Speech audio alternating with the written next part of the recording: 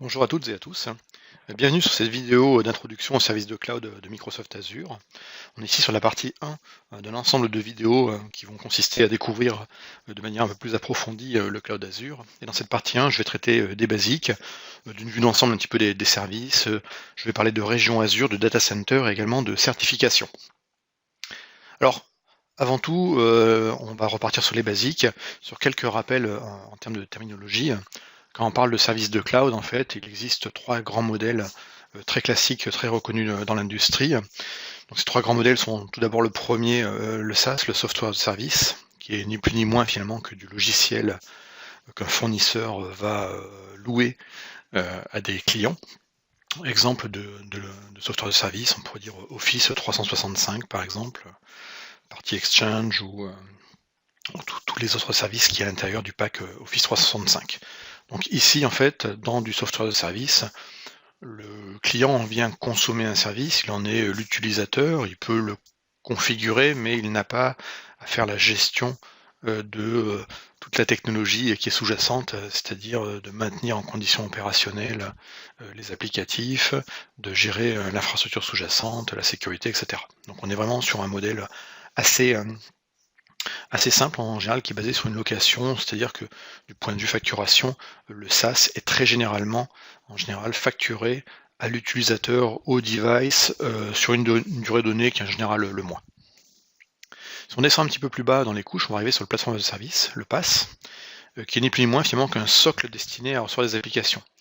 Donc sur ce socle, en fait, des outils tournent déjà, et en fait, le client du fournisseur de cloud va venir poser en fait dessus ses applicatifs. Donc exemple de socle, par exemple, un service qui exposerait des pages web, donc un service de type serveur web, ou encore un service de base de données dit managé, hein, c'est-à-dire que le client qui consomme ces solutions de pass va venir en fait instancier sa base de données, mettre ses données à l'intérieur, va venir poser les fichiers et les applicatifs liés à son serveur web, mais n'aura pas à gérer derrière l'infrastructure sous-jacente en termes de quel est le service HTTP qui va servir les pages web, ou la gestion du moteur et de la configuration du cluster de base de données sous-jacente. Et puis si on descend encore un petit peu plus bas dans les couches, on va arriver sur l'infrastructure de service, qui est ni plus ni moins qu'une super couche de virtualisation sur lequel en fait on vient virtualiser les composants tout à fait traditionnels d'un data center, c'est-à-dire de la machine virtuelle, donc du compute, du stockage, et puis également du réseau. Donc on va dire qu'une fois qu'on a une infrastructure de service, basiquement on peut reconstruire tout un data center. La différence par rapport à un data center physique tel qu'on le connaît aujourd'hui dans le système d'information, c'est qu'ici on parle de data center virtuel, parce que toutes les briques en fait sont des briques logicielles, et la vraie partie infrastructure matérielle en fait, dans le cas du cloud ici, elle est cachée au client, elle est gérée vraiment par le fournisseur de cloud. Donc Azure est la majorité, la très très grande majorité de l'ensemble des services d'Azure sont des services soit de PaaS, soit de IaaS. Historiquement, Azure a commencé à démarrer vraiment en termes de production en 2010. Les premiers services, c'est des services dits de PaaS. On avait les bases de données managées SQL Server, on avait du stockage, on avait des services HTTP qu'on appelait les web apps. Et puis ça a évolué. À partir de 2014, on a commencé à avoir beaucoup d'infrastructures de services, donc beaucoup d'options diverses et variées pour créer des machines virtuelles, des environnements réseau assez complexes, et puis du stockage sous différentes formes. Alors, ce qui est très important, c'est au-delà de connaître ces différents modèles, c'est de savoir que chaque modèle en fait correspond à une empreinte différente en termes de responsabilité, de contrôle, responsabilité de la part du fournisseur ou du client, et contrôle du fournisseur de cloud ou du client. Donc quand on est sur une infrastructure sur site, à gauche ici sur cette slide, basiquement vous êtes propriétaire de l'ensemble des composants de l'infrastructure jusqu'à l'applicatif, et puis donc vous le contrôlez et vous en êtes responsable. À l'opposé du spectre, quand on est sur du software de service public, du SaaS, donc à droite, ici sur l'image, eh bien le fournisseur finalement est responsable quasiment de l'ensemble de la stack. Le seul niveau de contrôle que peut vraiment avoir un client, c'est en gros quelles données il va accepter de mettre ou pas sur cette infrastructure qui n'est pas gérée par lui et dont il n'a pas la responsabilité. Et puis finalement, ce qui va nous intéresser le plus dans la partie Azure, ce sera les deux colonnes ici du milieu. Donc quand on est sur de l'infrastructure de service public, donc du IaaS, eh bien, le niveau de responsabilité et le niveau de contrôle du fournisseur de cloud s'arrête à la couche de virtualisation. C'est-à-dire que le fournisseur de cloud est responsable de fournir une bonne couche de virtualisation qui soit performante et disponible en termes de service. Ce qui se passe au-dessus dans cette couche de virtualisation n'est plus de sa responsabilité ou de son contrôle. C'est-à-dire que le client d'une infrastructure de service, il va instancier des machines virtuelles. Et ce qui se passe dans ces machines virtuelles, la manière dont sont configurés les systèmes d'exploitation et les applicatifs qui tournent dessus, et leur gestion de mise à jour, etc., ça devient de la responsabilité du client et non plus celle du fournisseur de cloud. Quand on sera sur du PaaS, du plateforme as a service, que moi j'appelle plus généralement des services managés ou des services gérés, dans le sens gérés par le fournisseur de cloud, eh bien la responsabilité et le contrôle du fournisseur de cloud est un peu plus élevé, c'est-à-dire qu'il va monter jusqu'au runtime, et sur le PaaS, globalement, le client va venir poser ses applicatifs, ses données, mais il n'aura pas forcément à gérer l'ensemble de la couche sous-jacente, c'est-à-dire par exemple dans le cas d'une base de données, la gestion du moteur, des services de base de données, du clustering de la base de données, de la redondance derrière, de la bonne performance du réseau, etc. Ça sera en charge du fournisseur de cloud. Donc on va dire que quand on est sur du service managé ou du plateforme de service, globalement on s'enlève des tâches d'administration qui ne sont pas forcément très intéressantes et qui n'ont pas forcément une valeur ajoutée très forte. Et donc on délègue du coup une partie de la responsabilité au fournisseur de cloud et on se concentre un peu plus sur son application ou ses données.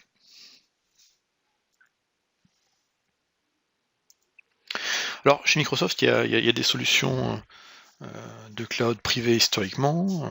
Donc, si on parle d'infrastructure, on parlerait de solutions telles que Windows Server ou System Center. Si on montait dans les applicatifs, on pourrait parler d'SQL Server sur site, on pourrait parler d'Exchange, on pourrait parler de pas mal de choses.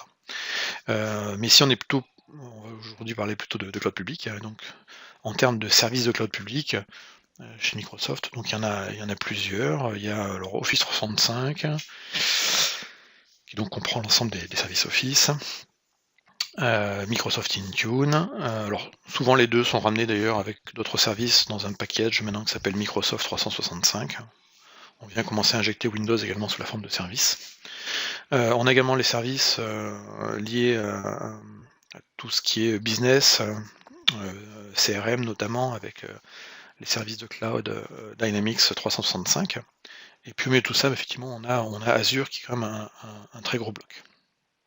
Donc Office 365, Microsoft Intune, Dynamics 365, tous ces services-là sont des services de SaaS, donc de software as a service, qui seront effectivement payés à l'usage, au device ou à l'utilisateur, et le tout par mois.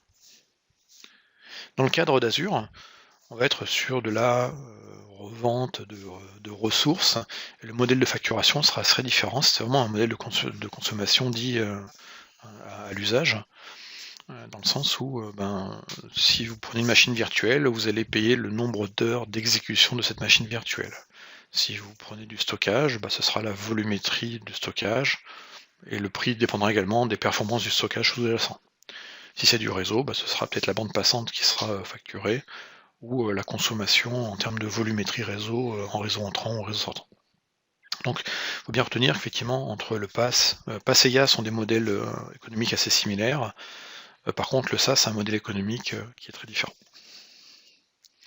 Alors je dis souvent que le monde n'est pas noir, le monde n'est pas blanc, il est composé et les nuances de gris. Et effectivement c'est vrai qu'aujourd'hui le terme qui ressort le plus sur le marché c'est la notion de stratégie hybride pour les organisations qui font évoluer leur système d'information. Donc c'est une approche qu'on a eue depuis assez longtemps chez Microsoft. Et du coup, on a ce service-là qui aujourd'hui est un des fers de lance de Microsoft, qui est Azure, qui repose sur une infrastructure gérée par Microsoft. Mais on propose également en fait un pendant, un sous-ensemble des services d'Azure qui peuvent être hébergés, eux, sur site, c'est-à-dire dans un data center client, ou chez un hoster.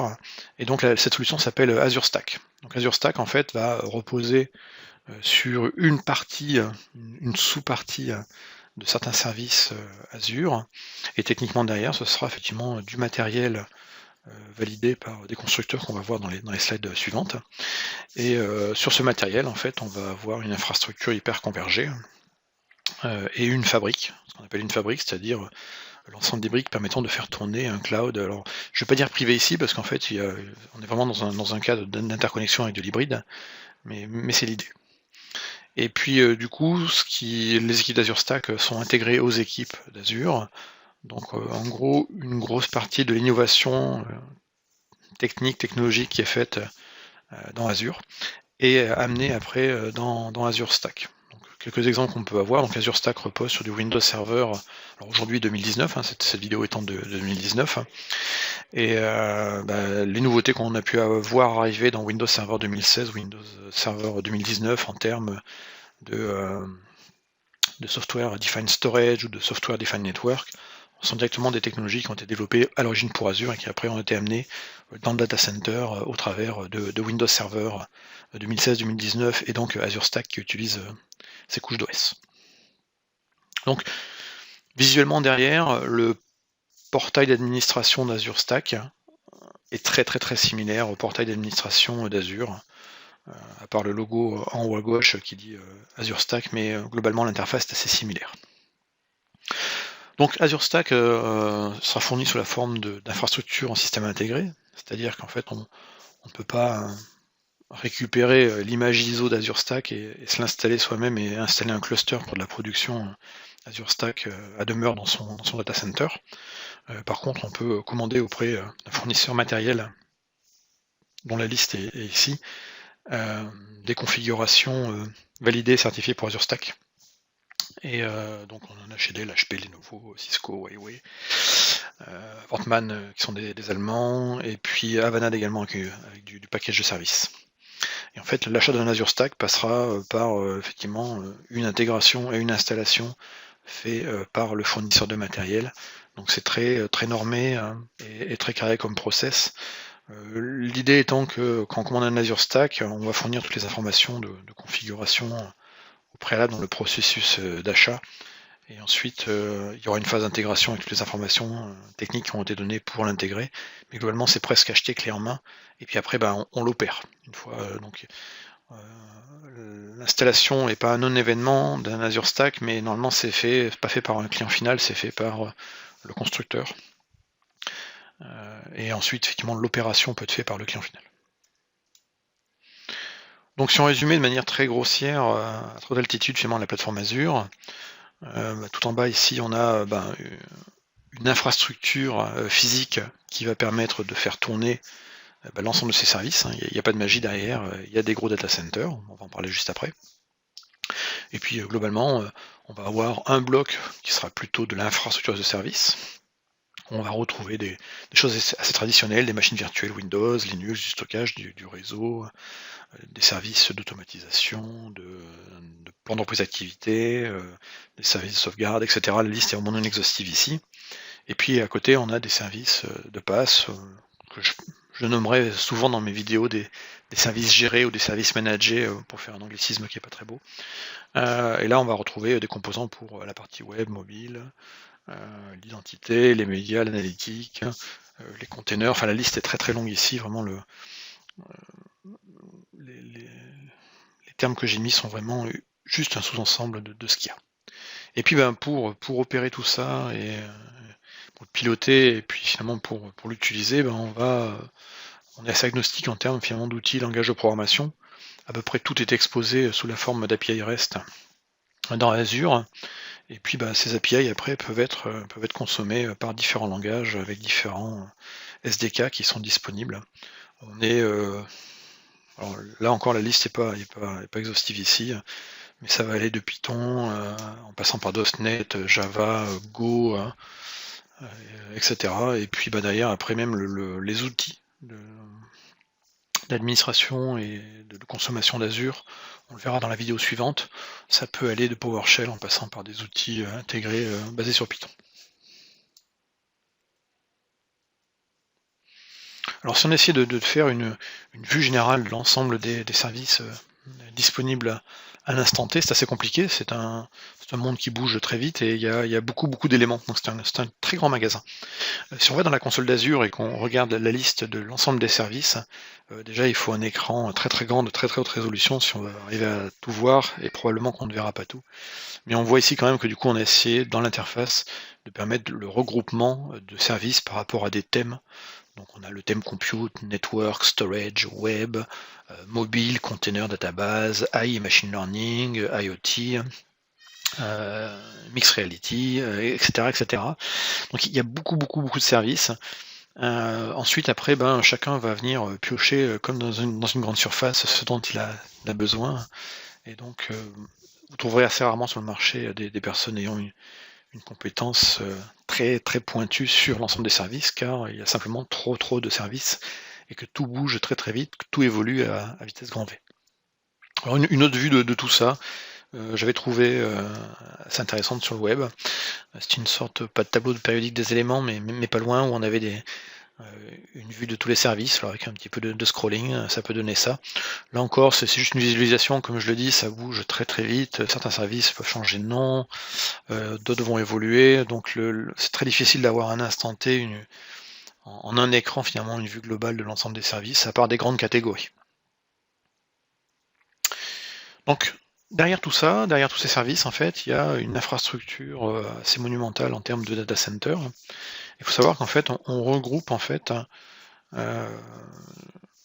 plusieurs data centers dans la notion de région Azure. Donc il y a beaucoup de régions Azure aujourd'hui dans le monde. La carte ici date de septembre 2019. Et donc ici, on voit une très bonne couverture du continent américain, européen, asiatique, Australie. On commence à voir effectivement des choses arriver en Afrique. Et puis l'Amérique du Sud, pour l'instant, n'est pas encore très couverte.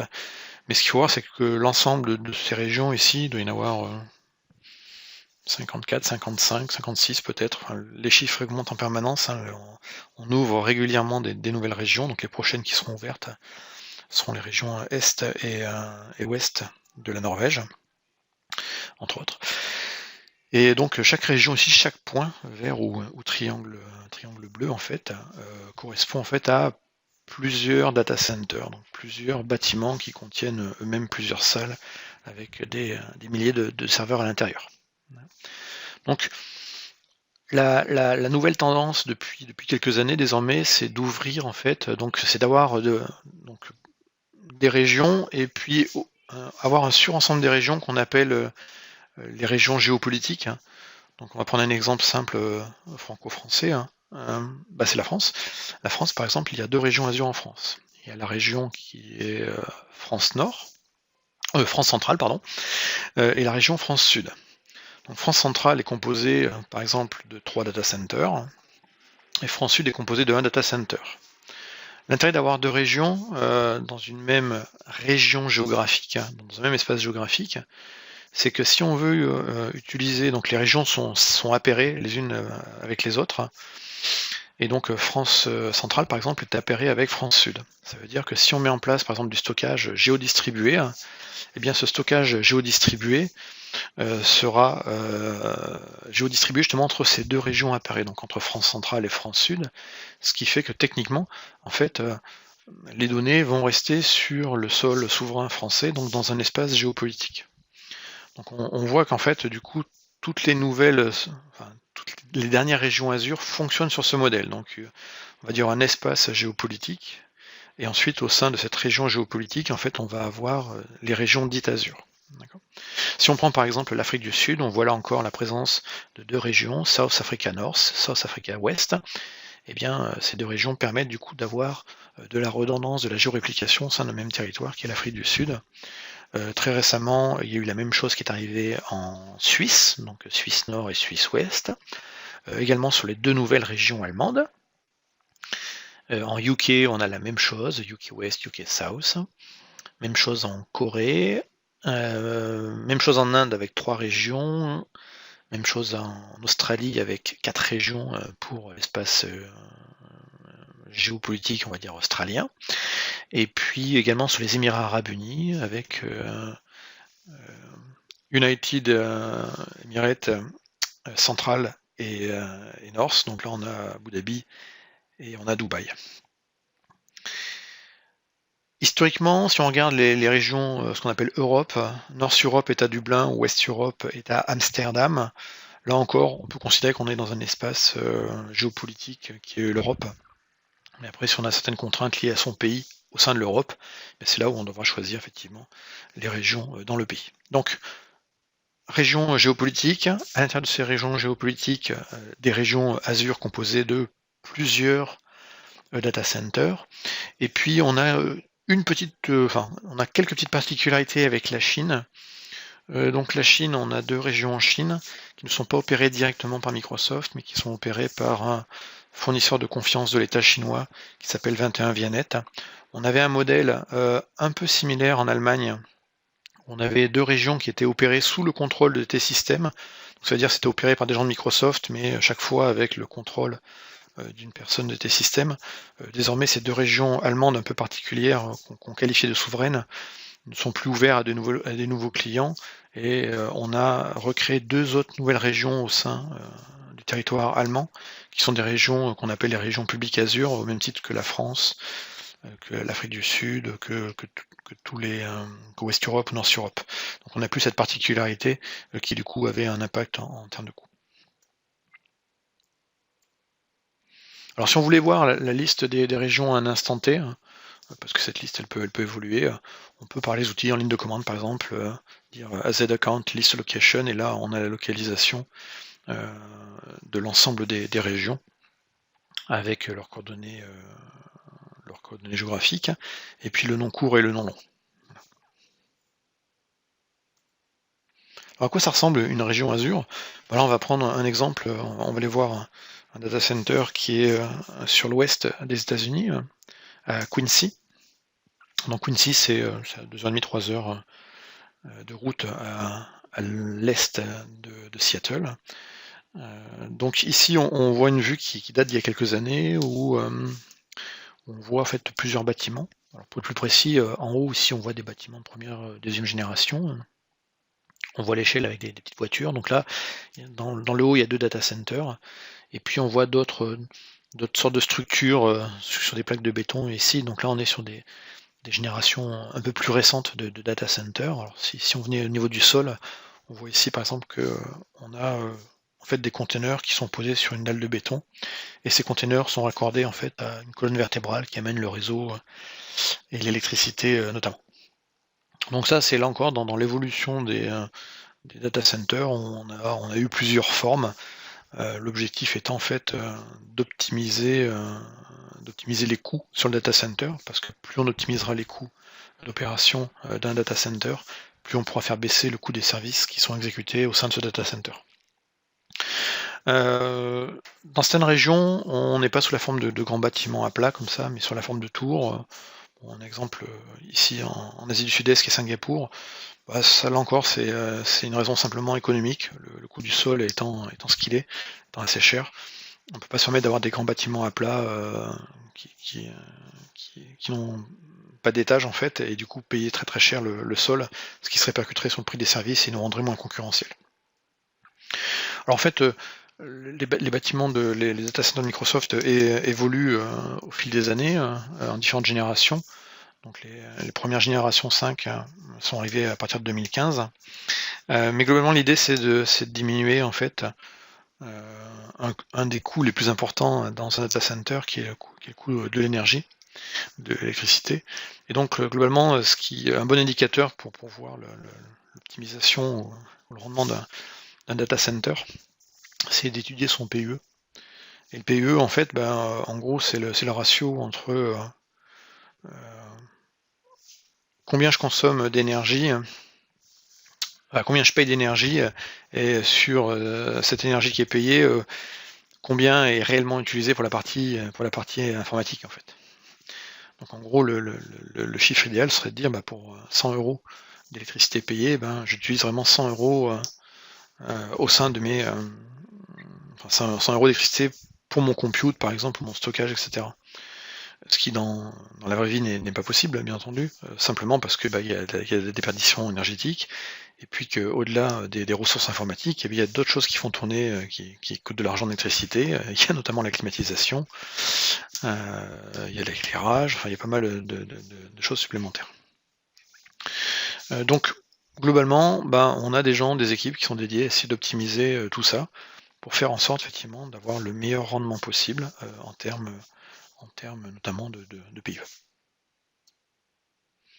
Alors une autre région, plutôt cette fois-ci sur l'est des États-Unis, en Virginie, à Boynton. Donc là on est en 2014. Là, on voit un data center qui est un petit peu plus moderne que celui qu'on a pu voir au précédent, qui était Quincy. On voit des bâtiments en construction. On voit que la taille est déjà assez importante. Donc là c'est une autre vue en tournant légèrement. Et en fait là en 2014 on était déjà sur une expansion de notre cloud qui est sans commune mesure avec ce qu'il y a aujourd'hui. Mais on commençait en 2014 à voir l'arrivée des générations 5 de data center où on appliquait le principe du container qu'on avait testé sur des plaques de béton. En fait, on a pris le principe du containment et on a formaté finalement des bâtiments et on les a standardisés. Donc la standardisation, c'est un des maîtres mots pour optimiser le coût de data center, si on en fait plusieurs, c'est d'avoir toujours les mêmes types de plans, les mêmes composants, et ce qui facilite du coup l'achat à grande échelle de matériel, et simplifie du coup après les process de création et d'installation. Donc désormais on est typiquement ici sur la structure d'un data center de 5e génération, à partir de 2014, vous voyez, on a commencé à les construire. Les premiers ont été opérationnels en 2015, et pour vous donner à peu près l'échelle ici, un bâtiment correspond à peu près à la taille d'un avion de ligne. Et puis, comme le cloud aujourd'hui est en très très forte adoption et que c'est la tendance majeure du marché, il faut penser expansion, et là encore, quand on commence à installer des data centers dans une région donnée, on doit penser effectivement à se projeter dans le futur et se dire de combien on va avoir besoin de ressources dans 2, 5, voire 10 ans. Donc du coup, il faut savoir aussi investir et planifier ça. Donc là, on était en 2014, avec tout en haut ici les fameux 4 bâtiments de Gen 5 que je montrais tout à l'heure. Là, on a une photo qui est un petit peu plus récente, alors qui a encore 2 ans, mais qui est publique. Et là, on retrouve la même région, Boynton en Virginie, où là, on retrouve effectivement le data center, la première photo que je vous ai montrée en 2014. Et puis ici, on voit que des Gen 5 ont été créés. Ici, on en a 8. Et puis qu'on en a d'autres qui sont en train d'arriver ici. Donc l'expansion, elle se continue parce qu'effectivement, il y a de plus en plus de demandes, de plus en plus de consommation. Et donc à un moment, effectivement, il faut bien mettre des serveurs quelque part. Une autre vue de Quincy, qui était le premier data center que je vous ai montré tout à l'heure. Là encore, une vue datée de 2017, si je dis pas de bêtises, où on retrouve encore ces fameux bâtiments de type génération 5 qui sont déjà opérationnels.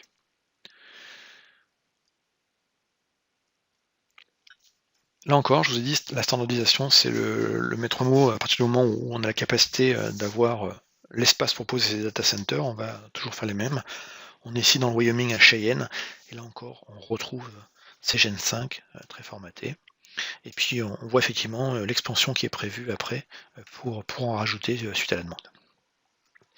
Alors Dublin, c'est un peu différent, là encore, parce que le contexte immobilier et économique n'est pas tout à fait le même qu'aux États-Unis. Ici, on voit Dublin il y a quelques années où il y avait basiquement deux bâtiments.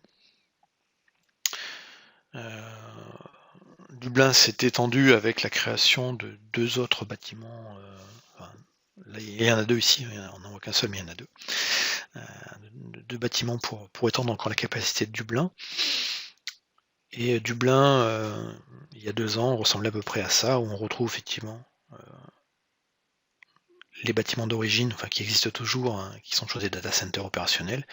Et puis on voit la zone d'expansion liée effectivement à l'augmentation de la consommation de nos services de cloud, Azure et Office entre autres, et donc qui nécessite plus de puissance, donc plus de place et plus de machines. Donc, je précise ici que l'ensemble des data centers que je montre ne sont pas des data centers dédiés à Azure, ce sont des data centers de Microsoft. Donc les data centers dans lesquels effectivement il va y avoir des ressources pour Azure, des ressources pour Office 365, des ressources pour Xbox. Pays-Bas, donc à Amsterdam, là encore, on va retrouver le même système, la même structure de bâtiments, des Gen 5. Ici en construction, donc c'est sur la partie du bas, la partie du haut étant des serres. Et puis là encore, on voit l'expansion des images un petit peu plus récentes. Alors, ce qui est intéressant quand on voit tous ces bâtiments, c'est que il faut penser qu'une région Azure est composée donc de plusieurs data centers, et que ces data centers sont eux-mêmes répartis en zones de disponibilité, en availability zones. Donc ces availability zones, en fait, elles vont permettre en fait de dispatcher des ressources de manière automatisée par la fabrique d'Azure dans différents bâtiments qui sont géographiquement séparés, qui sont autonomes en termes de réseau d'électricité, ce qui va permettre du coup d'augmenter les SLA possibles. Donc, si on prend le cas par exemple de machines virtuelles, imaginez que vous ayez une ferme de machines virtuelles avec 3 serveurs web, composés de 3 machines virtuelles, eh bien on va avoir la capacité en fait dans Azure de dispatcher ces 3 machines virtuelles sur 3 data centers séparés dans 3 zones de disponibilité au sein d'une même région Azure. Donc comme ça en fait on se garantit, on va avoir un load balancer globalisé au niveau de la région qui va dispatcher les requêtes sur ces différents data centers, et ça va faire en sorte que du coup, si un data center avait un problème majeur, brûlé, un incendie, inondation, n'importe quoi, eh bien les autres machines virtuelles de cette ferme de serveur web par exemple continueront à fonctionner parce qu'elles sont géographiquement séparées. Si on prend le cas de la France par exemple, la région France centrale est composée de 3 data centers qui sont séparés de plusieurs dizaines de kilomètres les uns par rapport aux autres, mais ils sont interconnectés par une fibre noire, ce qui garantit en fait une très faible latence entre ces data centers, ce qui fait que du point de vue réseau, c'est comme si on avait un seul data center. Donc quand on va créer des ressources, on a la possibilité de manière explicite de dire je veux la ressource dans la zone 1 ou la zone 2 ou la zone 3, ou alors on dit j'ai X ressources, X serveurs dans ma ferme, dispatche-les-moi, répartis-les-moi dans différentes zones de disponibilité. Donc je n'ai pas de machine virtuelle, en fait, depuis à peu près 1 an et demi, de plus en plus de services deviennent AZ-aware, c'est-à-dire compatibles avec les zones de disponibilité. Donc on a le load balancer Azure notamment, on a les machines virtuelles, les VMscale 7, on en parlera plus tard, les disques managés, on a des services de passe tels que Event Hub ou Service Bus, etc. Donc voilà, on va avoir de plus en plus de services qui vont bénéficier de ces fonctionnalités-là et qui vont permettre du coup d'améliorer encore le SLA qu'on propose entre instancier des ressources dans une région, dans un même data center ou dans plusieurs zones de disponibilité.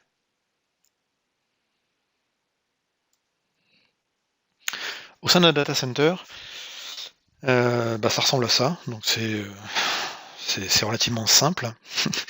C'est des serveurs qui sont dans des racks tout connectés. Alors comme on a beaucoup de serveurs, qu'on a beaucoup de racks, on a là encore la standardisation, c'était le leitmotiv, et pour pouvoir du coup commander en grand volume du matériel et donc avoir des prix intéressants.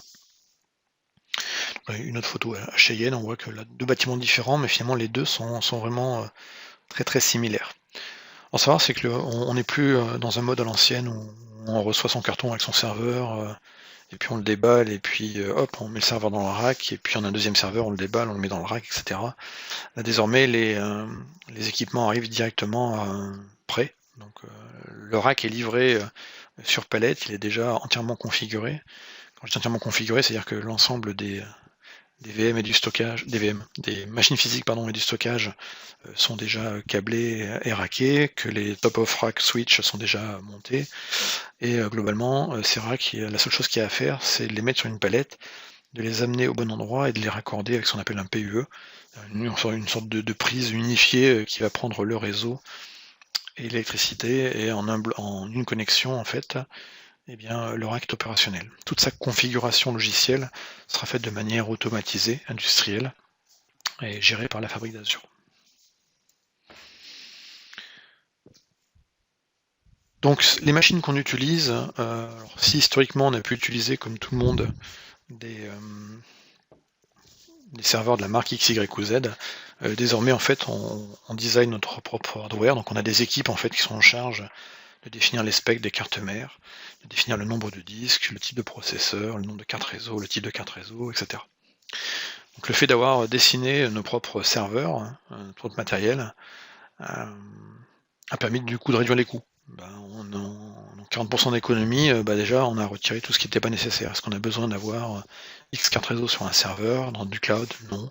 Est-ce qu'on a besoin d'avoir du RAID? Non. Est-ce qu'on a besoin d'avoir une connexion VGA derrière ou des ports USB à l'arrière du rack? Non, voilà. Donc l'idée c'est on a épuré vraiment tous les besoins, enfin tout ce qu'il y a sur une carte mère, et pour du coup permettre d'avoir également des gains en termes d'économie d'énergie, parce que si on enlève des composants, ça consomme moins, etc. On a également par le software amélioré le temps de déploiement, de mise en service, parce qu'effectivement maintenant en arrivant sur un rack et puis en le branchant et en le laissant faire de manière automatique une fabrique qui configure le rack, on n'a plus des personnes qui viennent avec des CD ou des clés USB pour faire l'installation. Et puis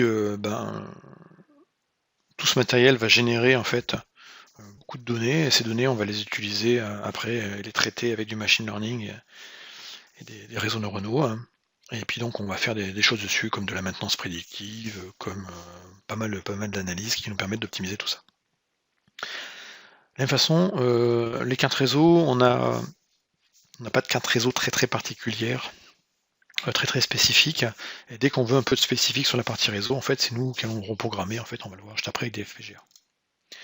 Donc ces serveurs on les appelle chez nous des Open Cloud Servers.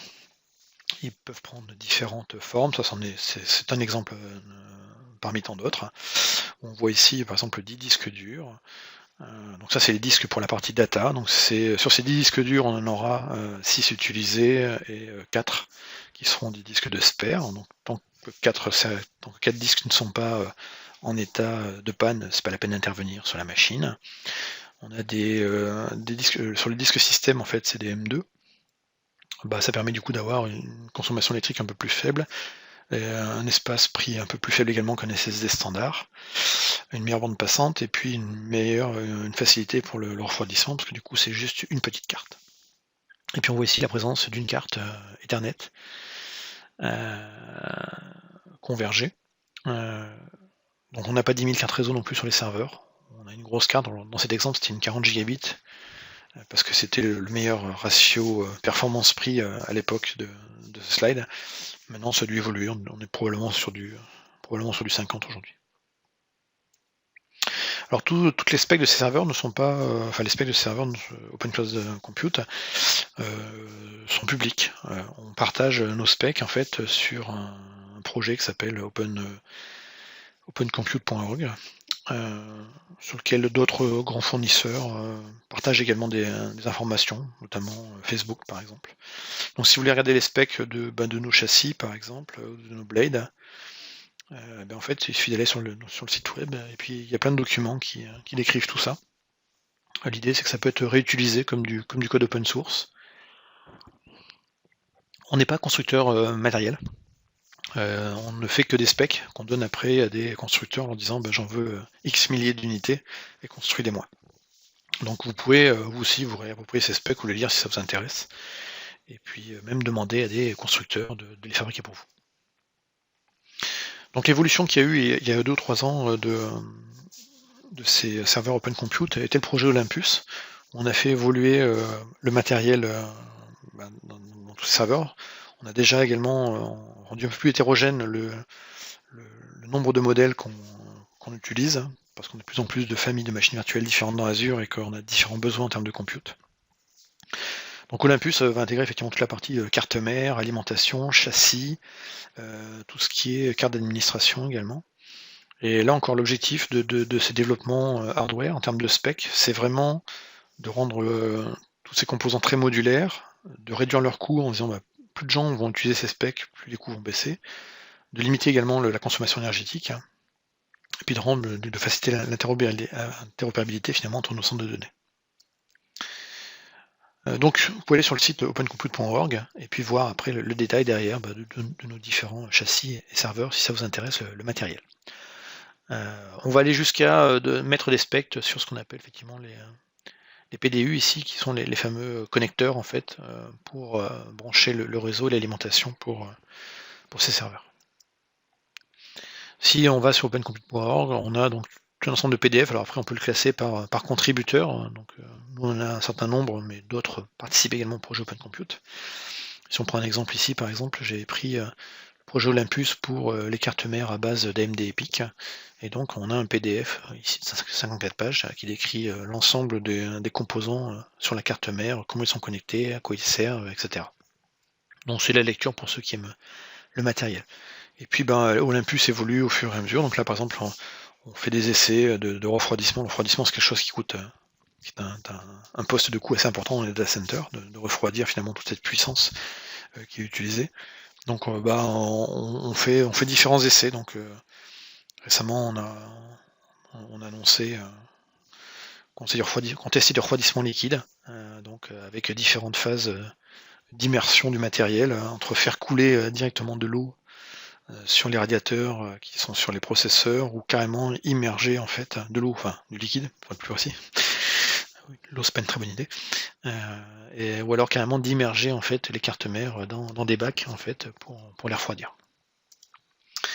Les composants qu'on utilise sont assez disparates. Finalement, au niveau processeur, on aura bien entendu de l'Intel. On a également pas mal d'AMD. On utilise beaucoup de Nvidia pour les parties GPU. Donc beaucoup d'utilisation pour tout ce qui est entraînement des réseaux neuronaux notamment, tout ce qui est GPU. On a également des processeurs ARM, donc on a quelques serveurs avec de l'ARM. Les composants après qu'on va avoir dans les data centers proviennent des fournisseurs les plus classiques qu'on peut avoir sur le marché, que ce soit en termes de réseau avec du Broadcom, du Mellanox. Puis après, il y a toutes les parties effectivement également énergétiques, onduleurs, APC, etc. Et les solution providers ici sont les constructeurs qui, une fois qu'on leur donne les specs, nous fabriquent les machines. Je devrais retirer de cette slide HP qui a fermé sa filiale dédiée à ce type de tâches, c'est-à-dire de construire sur plan, de construire depuis des plans des gros volumes de serveurs pour des fournisseurs de cloud. Mais les autres doivent toujours être d'actualité, Dell, Quanta, etc. Le matériel personnalisable, c'est un petit peu on est dans la prochaine étape pour optimiser tout ça. Donc on utilise massivement des FPGA dans Azure. Donc des FPGA, c'est des processeurs reprogrammables. Et donc du coup, on spécialise le processeur en fait par reprogrammation en lui appliquant du code. Donc on pourrait, certains utilisent des ASIC qui sont des processeurs spécifiques qui ont été gravés pour un usage donné. Nous, on est sur du généraliste qui est du FPGA qu'on reprogramme à la demande, ce qui nous permet, en fonction de l'usage d'un rack, de dire le FPGA ici va servir par exemple pour gérer l'accélération réseau ou pour gérer la gestion des images, par exemple du cache de Bing. Voilà. Donc on n'a pas d'ASIC, on n'a pas investi sur les ASIC, mais on est plus sur le FPGA aujourd'hui. Ça nous donne plus de souplesse. Alors, comment seront les data centers dans le futur? On ne le sait pas. On fait des expérimentations parce qu'on teste des choses. Donc on sait que la majorité de la population humaine est située sur des zones côtières, ou pas très loin de la mer en tout cas. Donc on a récemment fait des essais avec, ici on a construit un data center composé de 12 racks avec 800 serveurs à l'intérieur. Chaque serveur a ses fameux FPGA. Il y a 27 pétaoctets de disques, ce qui est plutôt pas mal. Donc ça fait à peu près 5 millions de films en termes de stockage. Et donc ces 12 racks, on les a mis dans un container. Et ce container, donc d'une longueur de 12 mètres par 3 mètres de diamètre, il est donc de la taille d'un rack, d'un container standard qu'on peut mettre sur moyen de transport. Et on l'a amené dans le nord de l'Écosse et on l'a immergé en mer. Et donc ça s'appelle le projet Natic. Et donc toute la partie, on va dire, contenant, le container, a été fait par une société française en Bretagne. Donc le rack a été immergé. Voilà, Donc en gros, vous avez un conteneur qui est fixé sous la mer, avec relié avec du réseau et de l'électricité, et pas d'intervention dessus. Donc le projet ici est prévu pour quelques années, de voir comment va se comporter le matériel dans un environnement finalement fermé, qui refroidit finalement par l'environnement autour. Et donc bon, il y a du matériel qui va tomber en panne dedans, mais c'est normal, c'est la vie du matériel, mais la redondance, la résilience est assurée par le reste des serveurs autour. Et donc l'idée c'est de voir effectivement du point de vue comportement comment va se gérer l'ensemble et combien ça va consommer, et si ce serait après rentable d'avoir ce genre de déploiement, parce que finalement ça serait assez intéressant en termes de refroidissement, vu que là du coup on n'a plus en fait à payer de l'électricité entre guillemets pour refroidir, le refroidissement étant fait par l'environnement liquide autour. On pourrait se poser la question si ça a un impact sur l'environnement. Alors ça fait partie justement de la phase de test. Alors ce qu'il faut voir, c'est que finalement la taille d'un container comme ça, qui déjà représente quand même une sacrée puissance, c'est assez faible par rapport à la taille de l'environnement autour, et donc le réchauffement, ça doit pas, autant peut-être à 1 mètre, on peut avoir effectivement 1 mètre ou 2 mètres, une eau qui est un peu plus chaude, mais très rapidement en fait la dispersion elle est faite. Tous ceux qui font de l'aquariophilie sauront effectivement que quand vous avez une résistance qui est posée dans l'aquarium pour chauffer l'aquarium, si c'est un aquarium tropical, savent effectivement que il faut quand même, ça chauffe pas comme ça, quoi. Et puis on a posé autour de ce conteneur des caméras pour voir un petit peu l'écosystème autour. On s'amusait à faire de la reconnaissance d'images en même temps. Alors la vidéo que j'ai prise ici était suite à ma connexion sur le site web. Et puis j'ai récupéré le flux vidéo. Désormais la caméra permet plus de voir grand chose, parce qu'en fait l'écosystème marin continue à vivre autour, et en gros il y a des coquillages qui se sont mis devant les objectifs de la caméra. Donc tant que ça n'a pas été nettoyé, pour l'instant on va dire que les images sont moins visibles.